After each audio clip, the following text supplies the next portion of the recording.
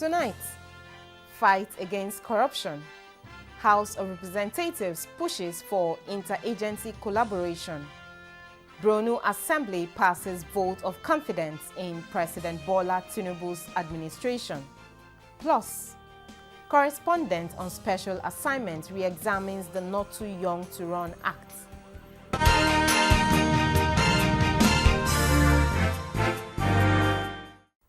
Good evening and welcome to Parliamentary News. I am Ene Ojonugba. We begin the news with ECOWAS 50th anniversary. Leaders don't fail the community.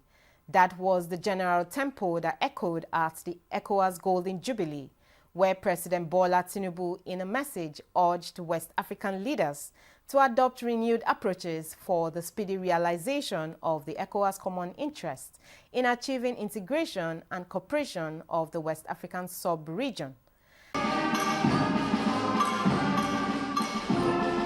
Milestones like common trade tariffs, free movement of persons and goods, the ECOWAS Power Pool, ECOWAS Superhighway Project, maritime security and counter-terrorism initiatives, and many others are some of the critical achievements giving hope of a better future for the sub-regional bloc. But this event is not just about a celebration. It is one of stock-taking, especially in the face of resurgent coup and security threats. This is why leaders of the sub-region are more determined now than ever before to face head-on these challenges standing together. Despite being a customs union, intra-community trade within ECOWAS stands at 12%. This is considerably low compared to the European Union and ASEAN countries. To resolve this, we must continue to address the infrastructure and energy deficit as well as non-tariff barriers. We have a shared destiny as a sub-region, and that unity, however difficult, remains the best path to shared prosperity and regional stability. There is an urgent need to implement bold, comprehensive reforms that will enhance our institutions' effectiveness, relevance, and credibility to meet the challenges of today and the future. For the past 50 years, ECOWAS has evolved into one of the vibrant regional blocs in Africa, fostering political and democratic growth, enhancing trade liberalization and economic cooperation towards prosperity. Ordinarily, how to consolidate on these milestones ought to be the focus of the future, but that future is clouded with apprehension as the exit of 3 of its members has cast a looming shadow of uncertainty over its prospects for further growth.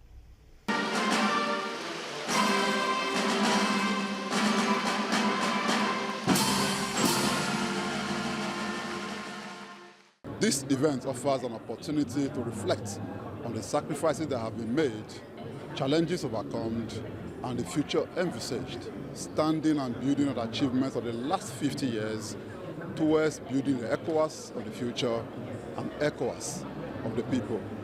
In Accra, Kelvin Ewonwaye, NTA News.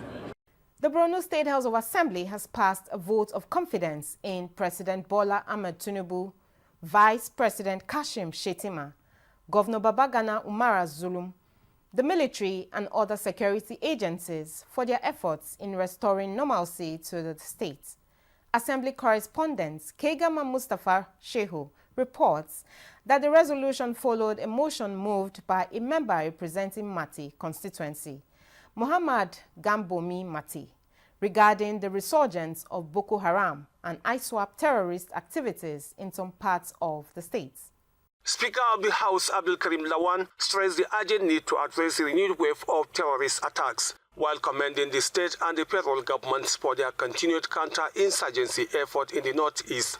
He called for the deployment of additional security personnel and equipment to affected areas, particularly Guzamala and Abadam local government areas, which require urgent intervention. Call on the executive to initiate a comprehensive review of our security framework and allocate adequate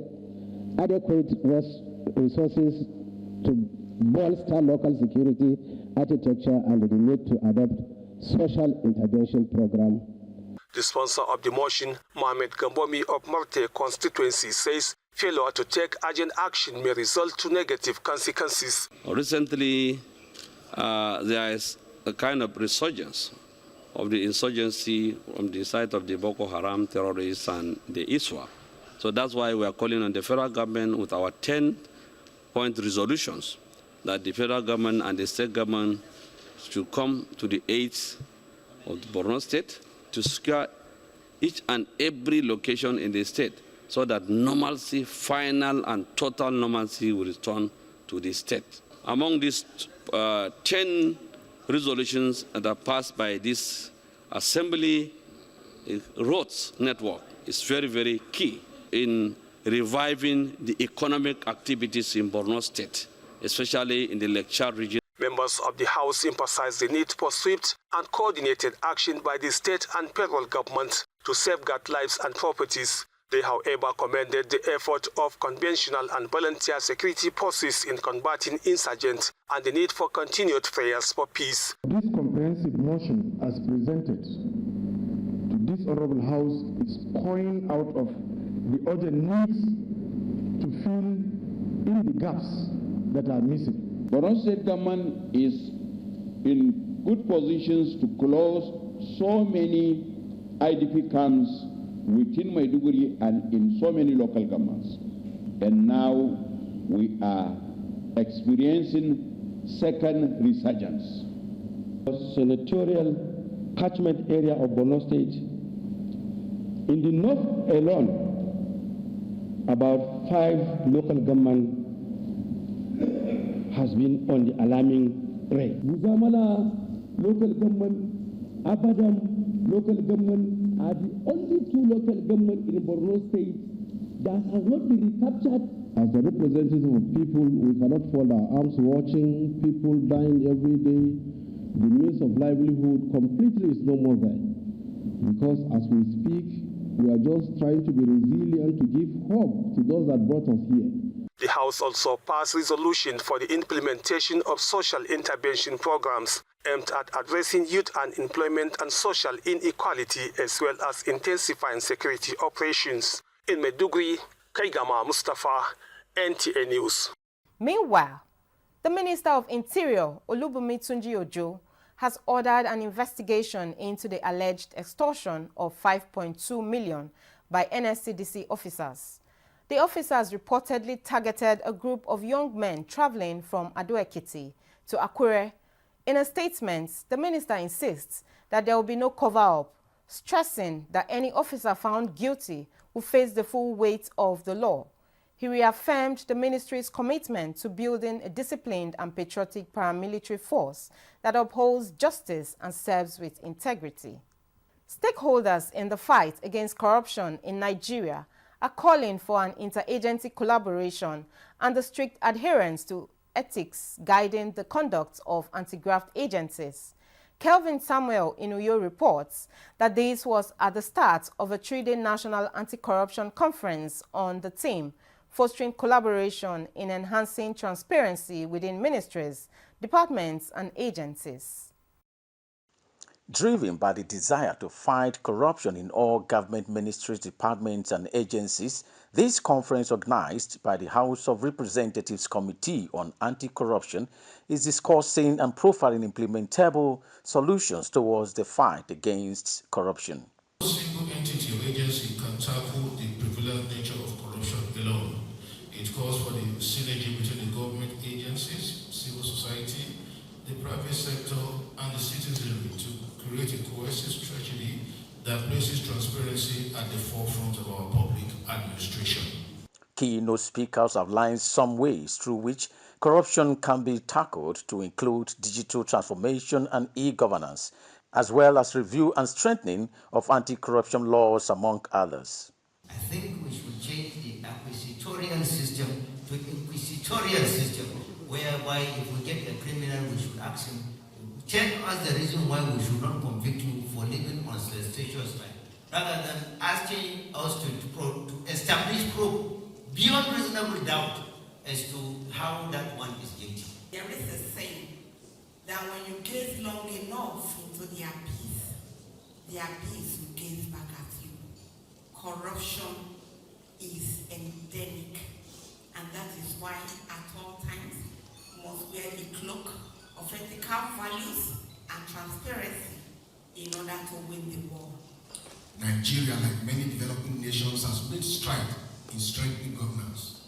However, systemic corruption, opaque decision-making processes, and weak institutional checks continue to hinder our growth. The conference continues till Thursday when a communique is expected. In Uyo, Kelvin Samuel, NTA News. With about 63% demography of youths in Nigeria's population, young and aspiring politicians, particularly parliamentarians, are yearning for more youth representation and, by extension, dedicated seats in the legislature. These, they admitted, would be a true reflection of the provision of the Not Too Young to Run law as assented by former President Muhammadu Buhari in 2018. National Assembly correspondent Joshua Ogunjide tells us more. Passed by the National Assembly in July 2017, the bill alters sections 65, 106, 161, 177 of the Constitution, reducing the age qualification for president from 40 to 30, governor from 35 to 30, senator from 35 to 30, House of Representatives membership from 30 to 25, and state houses of assembly membership from 30 to 25.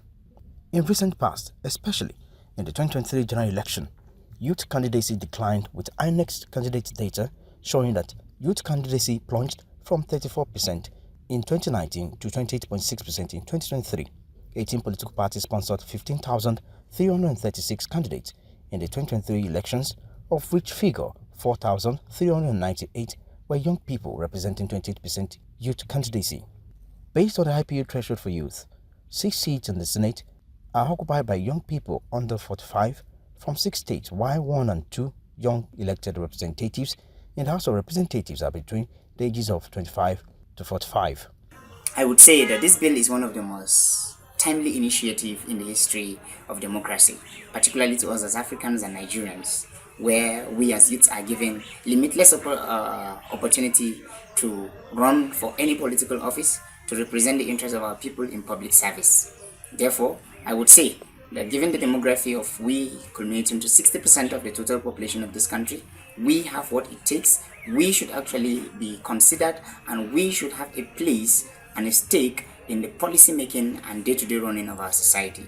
First, I am calling on the youth to actively build a reputation that represents public standard, to be able to sit in the helms of affairs, to air out their submissions without any limitation of youthful exuberance.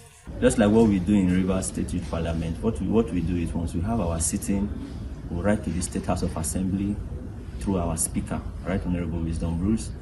We will write to the State House of Assembly most of what we deliberated on and discussed, and I believe that is the same thing the Nigerian Youth Parliament are doing. But it will be very okay and very nice if it will be very okay and very nice if the platform is being given to the youth directly to become House of Rep members, senators from each of their states, representing their people at the National Assembly. At subnational level, according to the same data, Nigeria practices a unicameral legislature with 993 state constituency seats across the 36 states of the Federation. According to the same data, 632 young candidates jostled for seats for the state houses of assembly during the 2023 general elections. 92 youth candidates under 35 won seats across 34 state houses of assembly.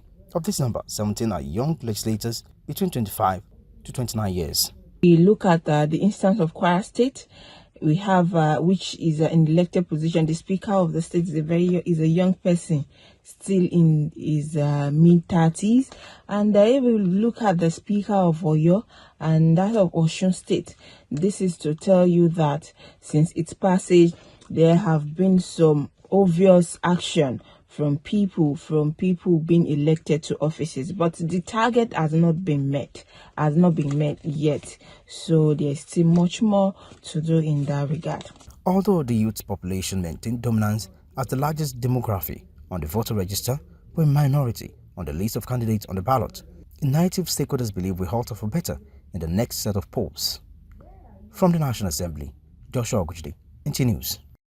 Our interview segment, we have Senator Dickett Plang, Senator representing Plateau Central Senatorial District, to discuss the Not Too Young to Run bill. What can you say about the Not Too Young to Run bill?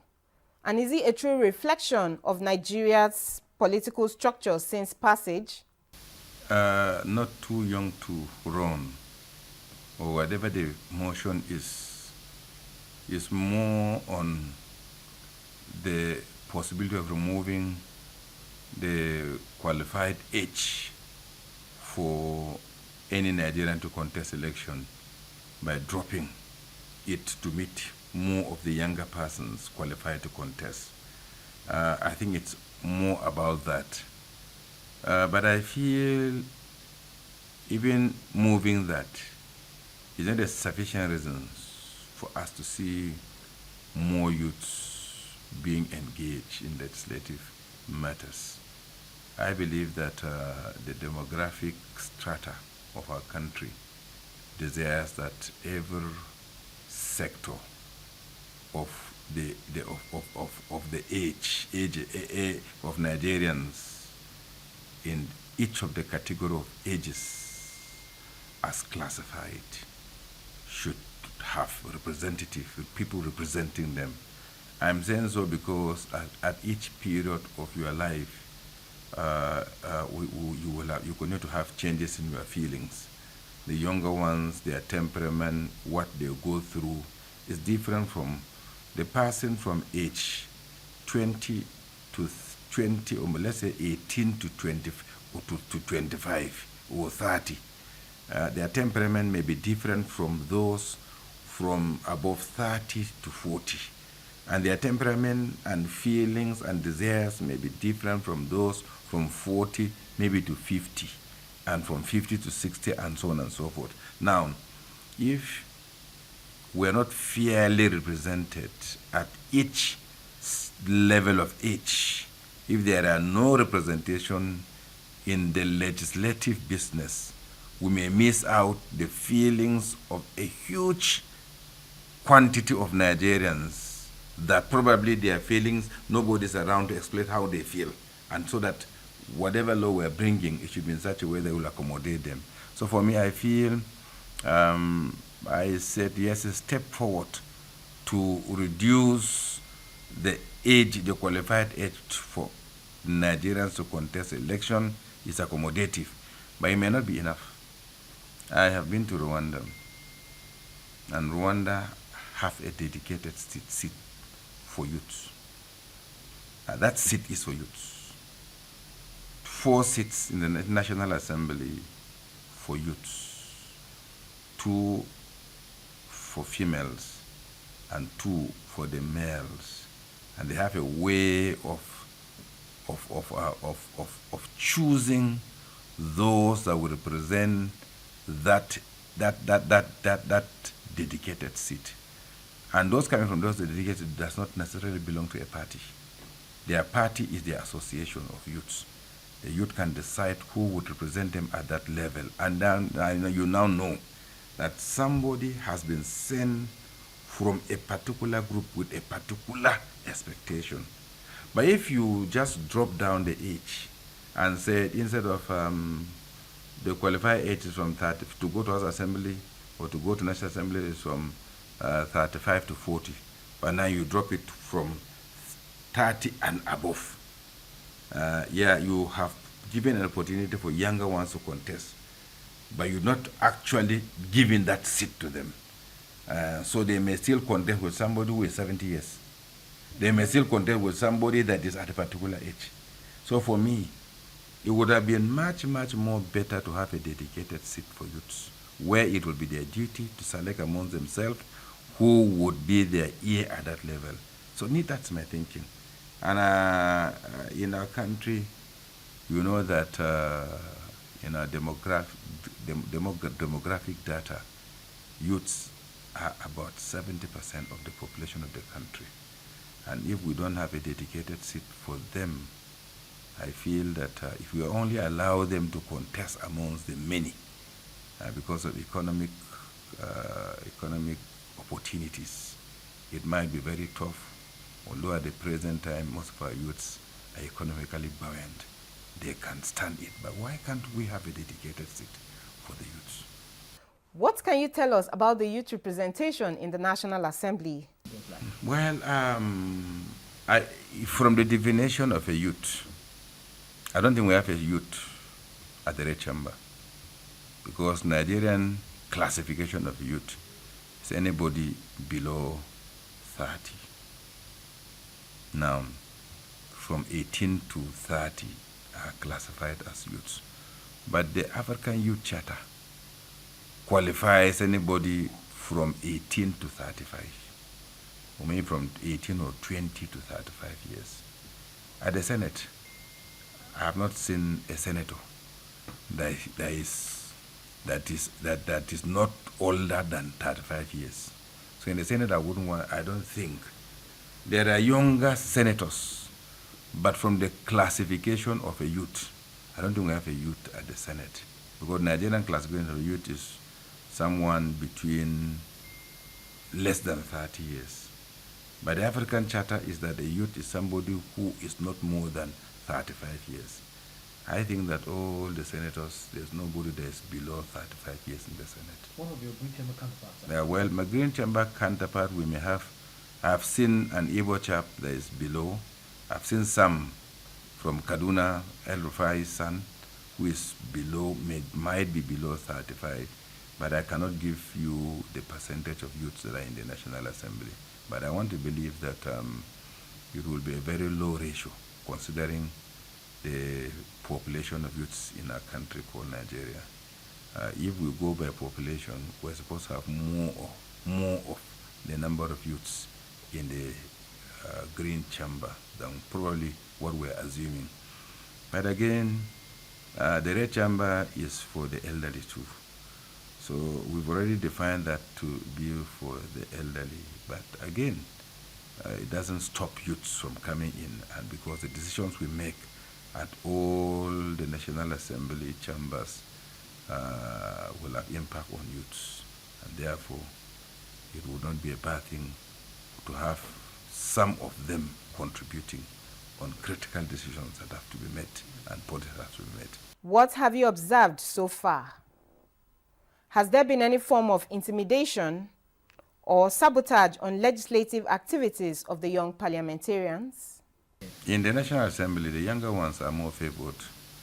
Within the principal officers, we have the younger ones in age, both from the majority party.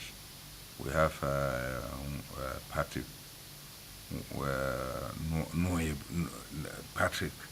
from Enugu, from Ibonyi. He's a young chap. And even from the opposition, we have Senator Osita. He's a young chap by age. And the other younger chap that is in the Senate, Senator Asuko, he holds very important committees, a chairman, Senate Committee on NNDC, and he is in most of the very important committees. We have also Senator Jim Kuta, who is also young, who is a chairman, Senate Committee on FCT, Amako, what is it, FCT, local government, FCT, is it local government? We have two committees on FCT, which is a very good committee. I believe that Senator Natasha is young. I want to assure you that she had all opportunities, privileges in the Senate too. I have not seen any of the younger ones left out.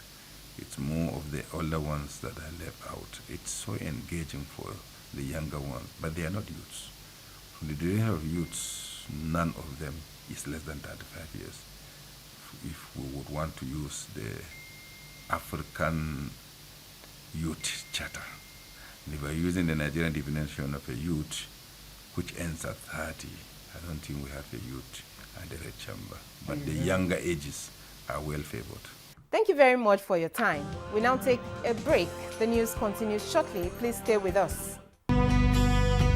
Are you looking for a short channel to make your business, goods and services go viral? Look no further, as NTA Parliament is your short channel. Take advantage of our wider reach and advertise your products and services on NTA Parliament DSTV channel 370, GoTV channel 126, StarTimes channel 306, and Free TV channel 706.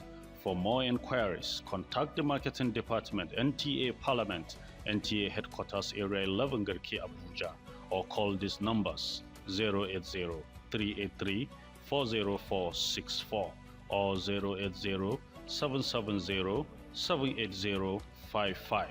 NTA Parliament, strengthening Nigeria's democracy. The Zamfara State House of Assembly has passed a bill to amend the Zamfara State Security Trust Fund Law No. 5, 2023. This followed the submission of the report by the Chairman, House Committee on Security, Kabiru Mikailu Dangulbi, before the House. Correspondent Bello Sani has more. The bill aimed at amending the Zamfara State Security Trust Fund Law No. 5, 2023 has successfully passed its third and final reading after thorough deliberation by the House members. Presenting the report, the Chairman, House Committee on Security, Kabiru Mikailu Dangulbi, outlines the committee's recommendations and urged his colleagues to consider and adopt the report. That the word "said financial instruction" be substituted for the word "standard commercial practice" under section 21, subsection 1, sub B of the principal law. Number 2, the word "secretary" be replaced with the words "executive chairman" in the second to the last line of section 21, subsection 1, sub B of the principal law. Some members at the plenary deliberated on the bill and voiced their appreciation for the diligent work of the committee members. Later, Speaker Bilyamin Ismail Moriki, with unanimous consent of the members, instructed Clerk to the House, Mahmoud Aliyu, to give the bill its third and final reading. Mr. Speaker, honorable members, this bill is for a law to amend the Zamfara State Security Trust Fund No. 5, third reading. The amended bill is now expected to be forwarded to Governor Dauda Lawal for his assent. So, Bello Sani, NTA News. The National Assembly has extended the date for the resumption of plenary sessions from Tuesday 29 April 2025 to Tuesday 6 May 2025.